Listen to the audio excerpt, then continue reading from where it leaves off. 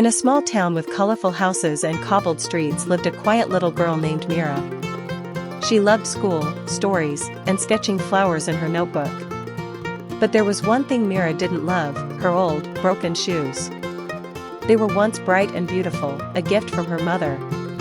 But now, after months of walking to school, running through puddles, and kicking stones on the road, they were worn out. The sole of one shoe had peeled slightly, the laces were frayed, and the once pink color had faded into a dull gray. Mira knew her parents couldn't afford new ones right now, so she kept wearing them, walking with her eyes down, hoping no one would notice. But kids notice everything. At school, the teasing began. "Hey Mira, did your shoes fight with a dog? Looks like your shoes are on their last breath. Are those your shoes, or old slippers pretending?" Mira's cheeks burned. She tried hiding them under her desk, walking behind others, and even skipping games so no one would see. One day, during art class, her teacher said, "Use color to express how you feel." That evening, Mira stared at her shoes.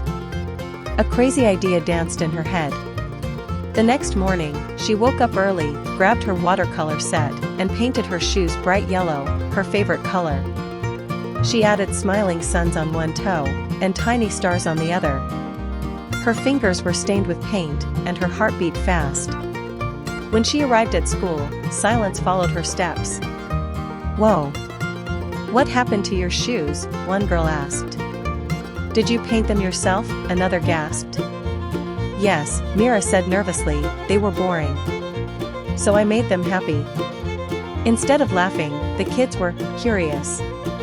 That lunch break, two other girls came up to her with old sneakers in their hands. "Can you paint mine too?" Mira blinked. "Really?" They nodded. "Make them look happy like yours."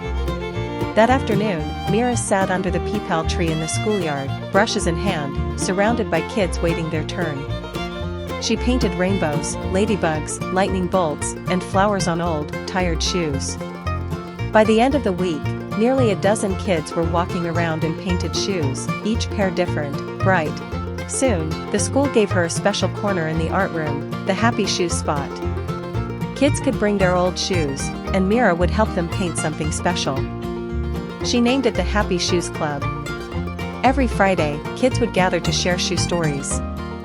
Some talked about how their shoes had carried them through a tough exam. Others shared how they got their pair from an older sibling. They didn't just color shoes, they colored memories.